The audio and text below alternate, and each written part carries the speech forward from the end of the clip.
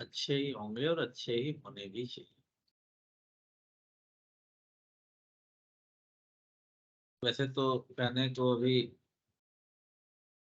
Holiday चल रहे हैं, लेकिन व्यस्तता थोड़ी-थोड़ी रहती है। तो आज हम आपके सामने किस लिए आए हैं? केमिस्ट्री के एक बेहतरीन चैप्टर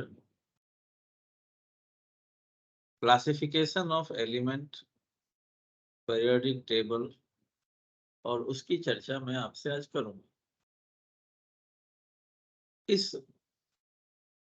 पीरियोडिक टेबल के क्लास को मैं 2 पार्ट में आपके पास पहुँचाऊँ, क्योंकि फिर मैं बार-बार शिक्षा नीति को कहता हूँ, तो वो भी ठीक नहीं है। अब आप हाल-फिलहाल में देखें जो पीरियोडिक टेबल का चैप्टर था 10th में, अब उसे भी खत्म कर दिया गया है। तो लास्ट ईयर भी आप लोग जब पढ़े हैं तो नहीं पढ़े हैं इसको, कोविड के कारण खत्म था, अब तो सिलेबस से ही हटा दिया है। तो फाइनली अब पीरियोडिक टेबल या क्लासिफिकेशन को अब हम पढ़ेंगे, और जब हम पढ़ेंगे अब, तो बड़े कंसंट्रेट होकर के और पढ़ना ही पड़ेगा उसे अच्छे से, हमें ये ख्याल रखना।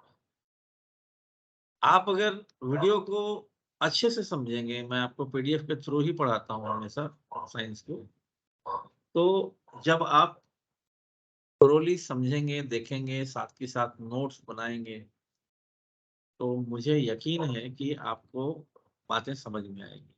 मैं हमेशा कहता हूँ आपको कि अब तो देखो गैजेट का ज़माना है, आपके पास सारी चीज़ें अवेलेबल हैं।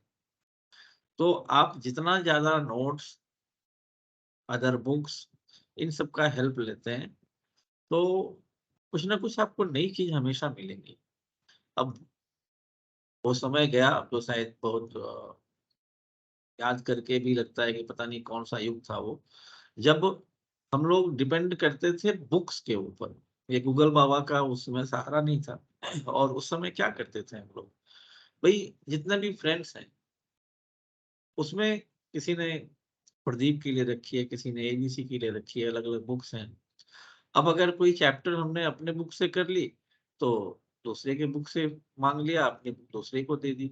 तो इस तरह से एक ही चैप्टर कई सारे बुक से हम लोग कंप्लीट कर लिया करते थे, है ना? लेकिन उस समय से ज़्यादा अभी अवेलेबिलिटी है आपके पास। नेट पे गूगल बाबा के पास सब अवेलेबल है।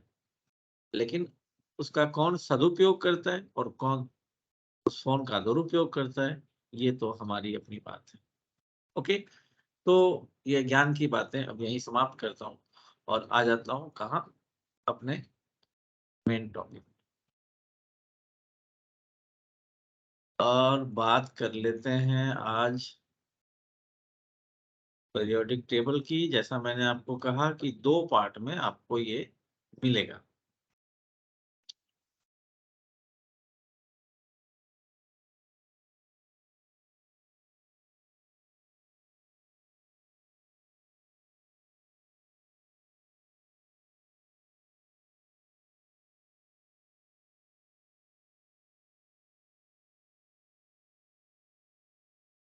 बस 1 सेकंड का wait.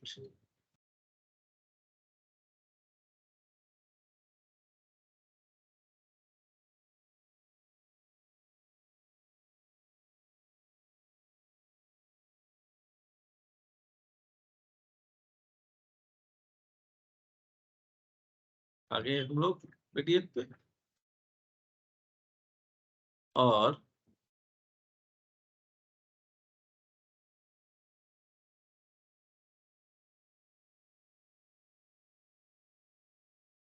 Classification of elements and periodicity in properties.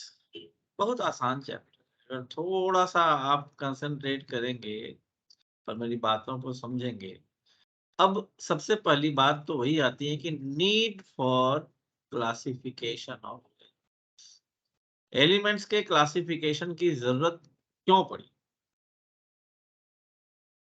तो भई एक छोटी-सी बात मैं हमेशा कहता हूँ कि आप किसी शॉप में जाते हैं, किसी दुकान में जाते हैं, आप उससे चाहे कोई बिगर ऑब्जेक्ट मांग ले या कोई नीडल मांग ले, सुई मांग ले,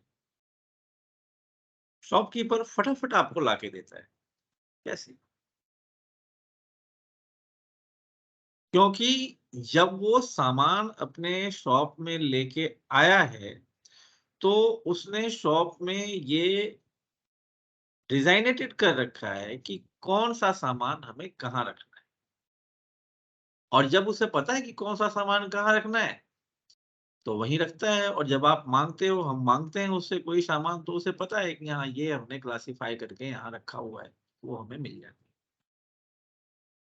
क्लासिफ़िकेशन का बहुत ही इम्पोर्टेंस होता है। अब जैसे आप देखते हैं, बच्चे स्कूल में कितने होते हैं, लेकिन वो क्लासिफ़ाइड है ना कि ये 10th का बच्चा है तो कौन से सेक्शन का बच्चा है, 9th का बच्चा है तो कौन से सेक्शन का बच्चा है, क्लासिफ़ाइड है, तो उसके बारे में इन्फॉर्मेशन गैदर करना हमें आसान। सेम वही चीज़ है, need for classification of element क्या है? शुरुआत में जब 17th सेंचुरी की बात करें, तो उस समय ओनली 31 एलिमेंट्स वर नोन, सिर्फ 31 एलिमेंट अवेलेबल थे। Therefore, it was very easy to study and remember the properties of these elements. तो इन एलिमेंट्स की प्रॉपर्टी को समझना, रीड करना आसान था। लेकिन जैसे-जैसे समय आगे आता गया, 18th सेंचुरी में जब हम लोग आए, the pace of discovery of new elements quickened, बढ़ गया। डिस्कवरी करने का, एलिमेंट को डिस्कवर करने का जो स्पीड था, वो बढ़ गया। Between 1800 and 1869, the number of identified element had become nearly double to 63. 31 से लेके अब 63 तक पहुंच गए। और इसी तरह से ये लेटर ऑन बढ़ता रहा।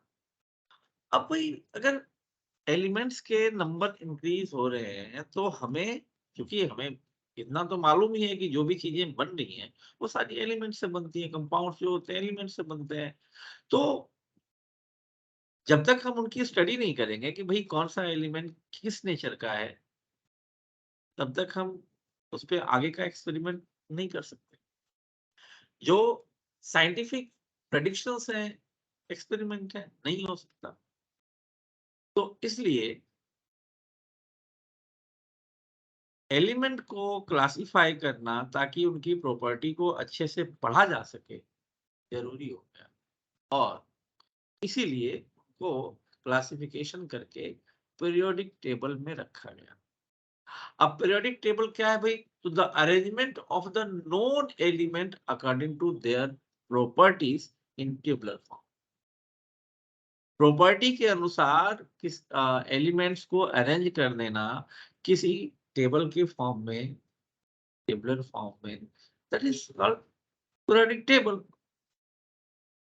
अभी तक अगर देखें, तो जो वेल नोन है वो 118 elements are known. Of these, the recently discovered element are man-made, जो अभी हाल फिलहाल में जो डिस्कवर किए गए वो मैन-मेड भी हैं। Effort to synthesize new elements are continue, और अभी भी न्यू एलिमेंट ढूंढे जा रहे हैं, मिलते जा रहे हैं, पढ़ते रहेंगे। अब बात आती है कि भाई पीरियोडिक टेबल तक हम लोग पहुंचे कैसे? मैं हमेशा कहता हूं कि इन्वेंशन किसी एक दिन का काम नहीं है या किसी एक आदमी का काम नहीं, कंटिन्यूअस होता है। तो जो हिस्टोरिकल डेवलपमेंट है उसमें सबसे पहली बात जो हम करेंगे, लेवोजियर भी थे वैसे, लेकिन हम बात शुरू करेंगे डॉबरेनर्स। डॉबरेनर्स ट्रेड्स, ट्रेड्स का मतलब 3 होता है। और डॉबरेनर ने, जो जर्मन साइंटिस्ट थे, उन्होंने क्या किया, 3-3 एलिमेंट को अरेंज कर दिया। 3-3 एलिमेंट्स को अरेंज कर दिया। और कैसे अरेंज किया?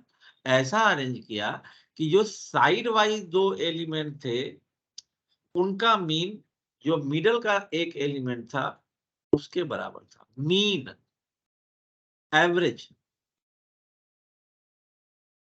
10th में पढ़े हैं ना मीन मीडियन मोड। तो मीन हम कैसे निकालते हैं? दोनों का साइड वाई का मीन जो बीच वाले के बराबर था, तो मीन का मतलब है कि दोनों का जो एटॉमिक मास था, एटॉमिक मास के बेस पे ये इन्होंने किया था, तो जो एटॉमिक मास था उनको ऐड करके 2 से डिवाइड कर दिया, वो मीन आ गया। और वो जो 2 से डिवाइड करके आया वो बीच वाले का एटॉमिक मास था। तो the elements in a thread had similar properties and the atomic weight of the middle number of each thread is very close to arithmetic mean of the other two elements. अब जैसे इन्होंने देखो एक thread बनाया lithium, sodium और potassium का, sodium बीच में आ गया, एटॉमिक मास इसका जो एटॉमिक वेट है 23 है, और साइड वाले का देखो आप 7 है और 39 है। अब इन दोनों को ऐड करेंगे तो क्या हो जाएगा 46, 46 को 2 से डिवाइड करेंगे क्या आ जाएगा 23। इसी तरह से नेक्स्ट का भी आप देखो, इन दोनों को अगर हम करेंगे तो 88.5 मीन आएगा कैल्शियम और बेरियम का, और ये देखो बीच वाले स्ट्रांसियम का जो है वो 88 है। इस तरह से इन्होंने 3-3 एलिमेंट का एक ट्रेड बना दिया। Okay, however it seemed to be to work only for a few elements। लेकिन डिमेरिट्स क्या थी, कमी क्या थी, ड्रॉबैक्स क्या थे? वो ये थे कि ये कुछ ही एलिमेंट्स के लिए यूजफुल थे। So it was dismissed as coincidence because all the known elements could not be arrange in triads. ये डिसमिस कर दिया गया क्योंकि उस समय जितने एलिमेंट ढूंढे गए थे उनको भी इनके अनुसार हम अरेंज नहीं कर सकते थे, इनके जो थीसिस थे उसमें वो सूटेबल नहीं थे। तो उसके बाद आ जाते हैं डायरेक्ट हम लोग न्यूलैंड्स लॉ ऑफ ऑक्टेव्स। अब इन्होंने क्या किया, इन्होंने तो संगीत का सा रे गा मा पा धा नी, फिर वापिस सा, सुना है ना आपने थोड़ा बहुत अगर संगीत कहीं सुना होगा, तो सा से स्टार्ट होता है, सा रे गा मा पा धा नी, फिर वापिस सा, 7 के बाद फिर 8वां। तो न्यूलैंड्स ने उसी धुन के आधार पे 7 एलिमेंट को पहले एक रो में सजाया, फिर वापस जो है वो 8 से फर्स्ट वाले के साथ ज्वाइन करके उसको सजाया। देखो आप यहाँ पे 7 9 1 2 3 4 5 6 7 19 तक 7 हो गए, और फिर देखो वापस 23 8 थे ये, लेकिन ये किसके कॉलम में आ रहा है, लिथियम के कॉलम। जब ऐसा करके इन्होंने सजाया कि भाई हर एक जो है वो यहाँ पहुंच रहा है, तो यहाँ पे ये भी देखा गया कि हर 8वें का की जो प्रॉपर्टी थी वो अपने जो पैरेलल वाले थे उसके इक्वल थी।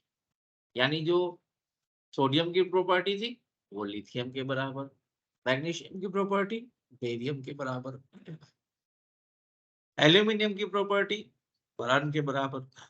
तो इस तरह से इन्होंने इसको अरेंज किया। फिर भी आप यहां देखेंगे एटॉमिक वेट के बेस पे ही इन्होंने न्यूलैंड्स ने ऐसा किया था। लेकिन किंतु परंतु सबके साथ चलेगा अभी। In the above table sodium the 8th element from lithium is similar to lithium, and similarly the next 8th element potassium is similar to sodium, the same is true।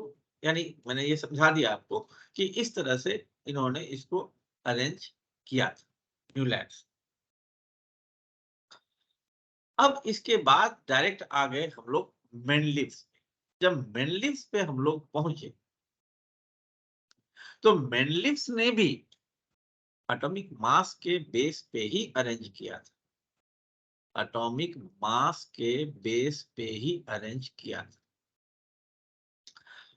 और इन्होंने जो अपना पीरियोडिक लॉ दिया था जिसको हम Mendeleev periodic law कहते हैं, क्या कि the physical and chemical properties of elements are periodic function of their atomic weight or you can say atomic mass.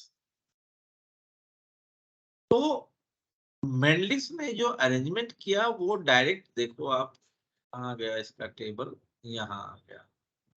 अब ये थोड़ा तो आपको स्क्रीन पे उल्टा नजर आएगा, क्या उपाय कर सकता हूँ उसका मैं।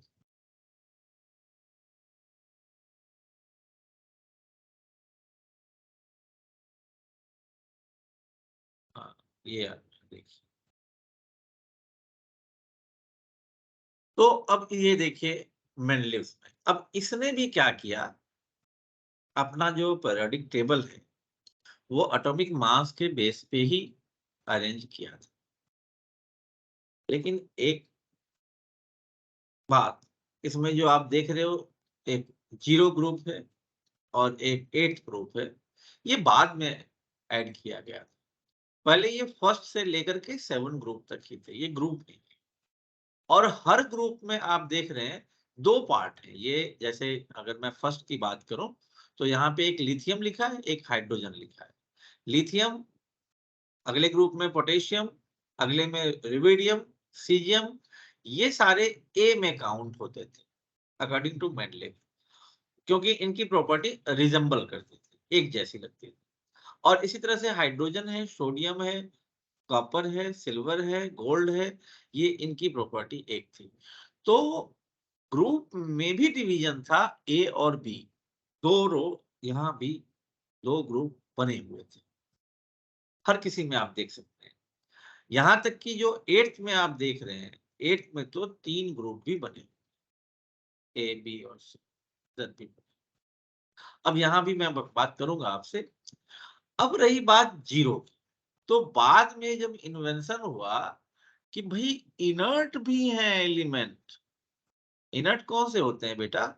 इनर्ट वो होते हैं जो किसी से रिएक्शन नहीं करते हैं। कब नहीं करते रिएक्शन? 10th में आपने पढ़ा होगा कि रिएक्शन क्यों होता है और कब क्यों नहीं होता है।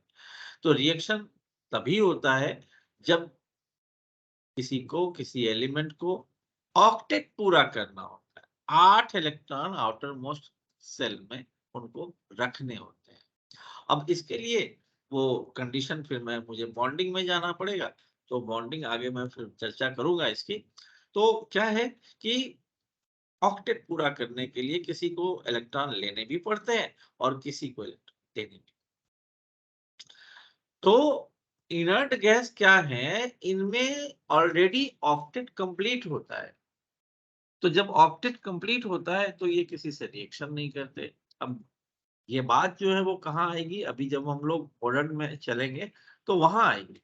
लेकिन फिलहाल जब इनर्ट गैस ढूंढेंगे कि भाई ये तो इनएक्टिव है यार, किसी से रिएक्शन ही नहीं करता, न्यूट्रल हो गया, उसके लिए एक अलग से जीरो ग्रुप बना दिया गया था।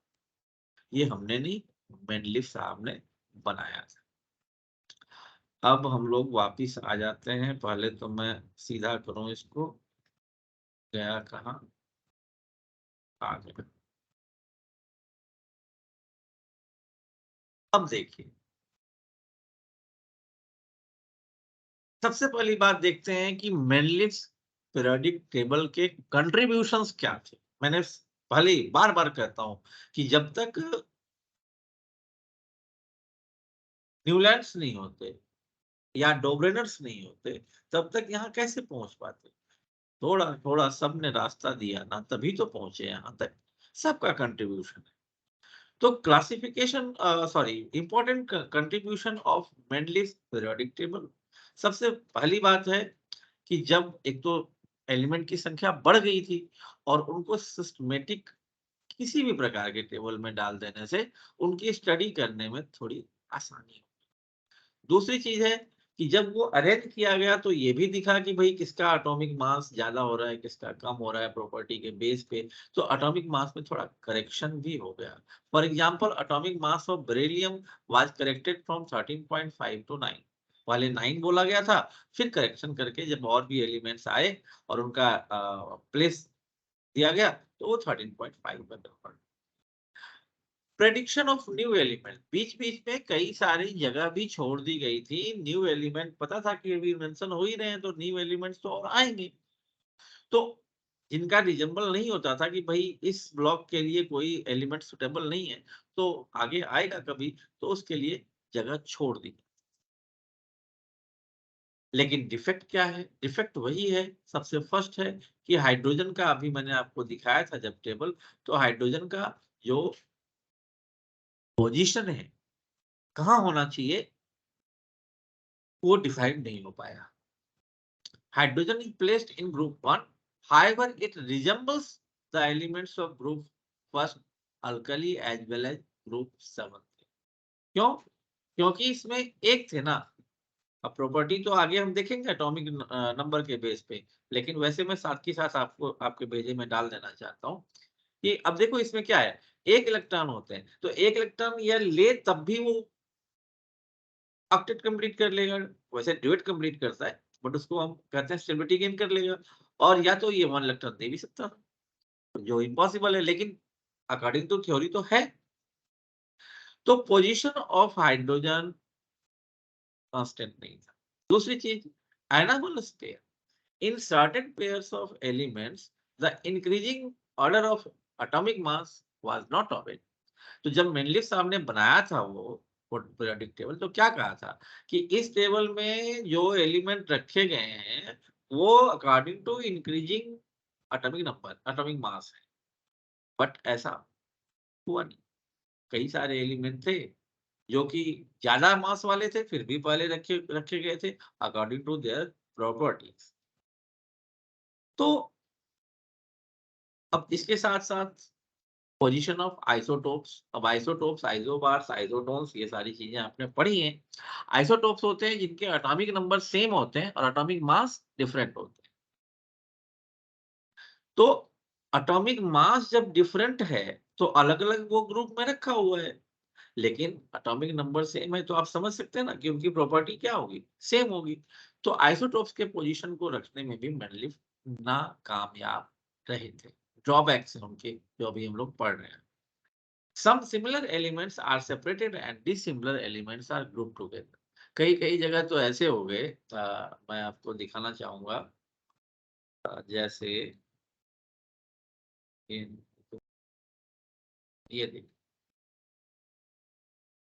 अब यहाँ पे जैसे मैं बात करूं तो रुबिडियम है, रोडियम है, पैलेडियम है, एजी है, सिल्वर। अब इन सब की प्रॉपर्टी अलग है, जैसे यहाँ भी देख लो आप, एफी है, कोबाल्ट है, निकल है, सीयू है।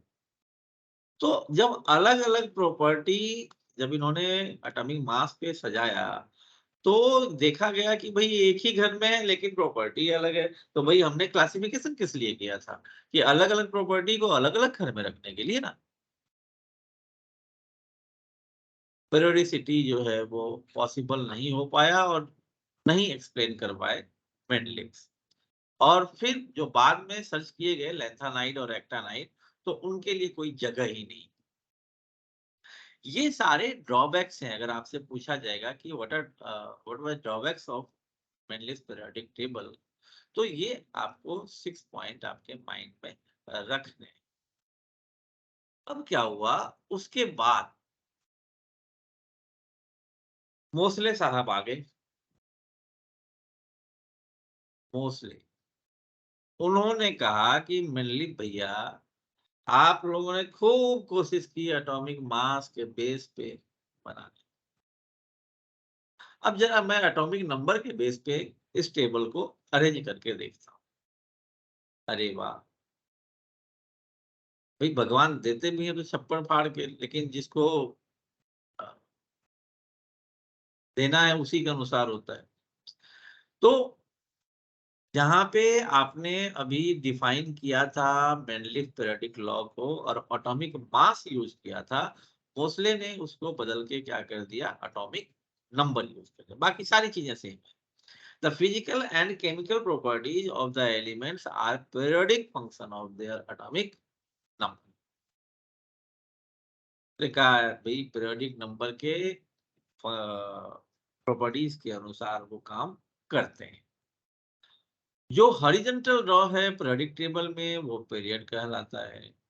7 पीरियड हैं इसमें और एनर्जी लेवल जैसे-जैसे आप आगे बढ़ते जाएँ वैसे-वैसे एनर्जी लेवल बढ़ती जाती है। और मैं हमेशा कहता हूँ ना कि minimum energy leads to stability. जिसके पास कम एनर्जी है वो स्टेबल ज़्यादा होता है और जिसके पास ज़्यादा एनर्जी है वो स्टेबिलिटी उसमें कम होती है।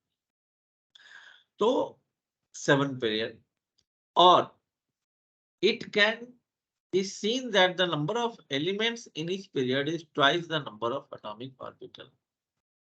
ऐसा उसने कहा था कि एटॉमिक ऑर्बिटल के लगभग-लगभग दुगने होते हैं। अब बात आ जाती है किसमें? फर्स्ट पीरियड में। तो अब इस फॉर्म को आपने अगर मेरे ख्याल से अभी नहीं किया होगा क्योंकि 10th में आपने अभी जो किया है वो on the basis of orbital किया है। यहाँ पे एसपीडीएफ की बात हो रही है सब ऑर्बिटल की। तो इसको मैं जब आपको बॉन्डिंग के चैप्टर में डिटेल में समझाऊंगा, ऑन बोर्ड समझाऊंगा, तब बताऊंगा। तो अब बात आ गई किसकी? इलेक्ट्रॉनिक कॉन्फ़िगरेशन की। क्यों? क्योंकि मोस्ले ने जो अपना टेबल बनाया वो किस पे बनाया? वो बनाया एटॉमिक नंबर पे। तो एटॉमिक नंबर की डिटेल स्टडी हम लोग करेंगे पहले, तब हम आगे बढ़ेंगे। फिलहाल अब मैं आपको दिखा रहा हूँ क्या? बताइए, बताइए। घूमता हुआ पीरियोडिक टेबल गोल-गोल घूम रहा है। तो मैं घूमने दीजिए इसको। यार भाग गया ये तो।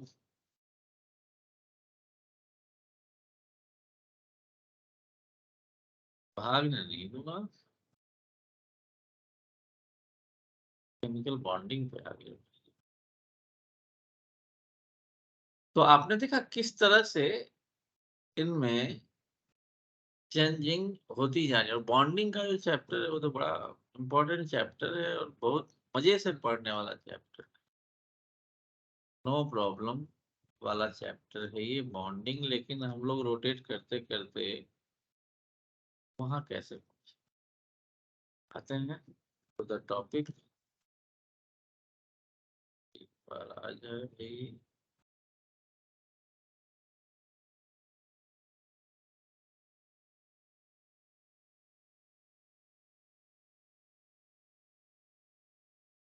और बहुत ही इम्पोर्टेंट चैप्टर है आपके लिए। कहाँ कहाँ पहुंचा दिए?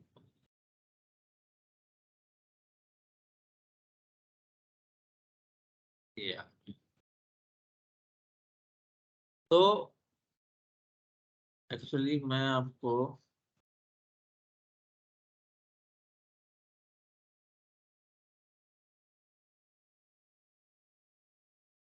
ये अब जरा इसमें देखो आप।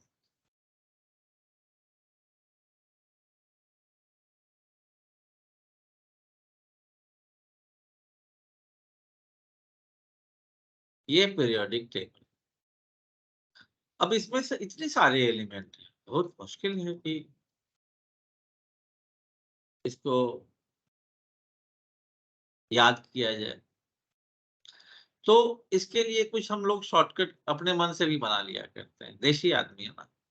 जैसे ये फर्स्ट जो आप ग्रुप देखते हो, ये ग्रुप है और इधर से पीरियड है, ये ध्यान रखना है आपको। ये जो कॉलम बन रहा है ना, ये सारा ग्रुप है। फर्स्ट, सेकंड, थर्ड, फोर्थ ये ग्रुप है। और इधर ये फर्स्ट पीरियड में हाइड्रोजन आ गया, इधर हीलियम आ गया। सेकंड पीरियड में लिथियम आ गया, बेरिलियम आ गया, बोरॉन है, ये सारे। तो अगर हम ग्रुप वाइज देखें तो जैसे फर्स्ट ग्रुप में जो आ रहे हैं तो हेलेन कब्र से फरार, बेर महंगे करके सरकार बहुत रोई, बाबूलाल गया इंडिया थैला लाने। CBI get some problem, है ना। न्यूज़पेपर आज सब बिकेगा, उससे टीपो, हेलेन कब्र से फरार, लड़कियों से परेशान नंद पंडित ने शायद एक की गर्दन तोड़ दी होगी, इससे तमाशा अब लंबा होगा। अब इससे क्या होता है ना कि जब आप 2-4 बार इन सारे थीसिस पे, यानी सारे जो आर्टिफिशियल ही है, मैन मेड ही है, तो इनसे आप पढ़ेंगे तो वो आपके माइंड में बातें बैठ जाएंगी और एलिमेंट कुछ ना कुछ क्या मोस्टली आपके माइंड में आ जाएंगे। ये सारे अरेंजमेंट जो आप देख रहे हैं वो एटॉमिक नंबर के बेस पे है। तो अब इन एटॉमिक नंबर के बेस पे जो अरेंजमेंट है, इसकी चर्चा हम लोग कल करेंगे, यानी अगली क्लास में करेंगे। और बाकी जो एटॉमिक मास की बात है वो हमने आपको समझाई, और यहाँ तक आप अच्छे से पीरियोडिक टेबल की स्टडी करें।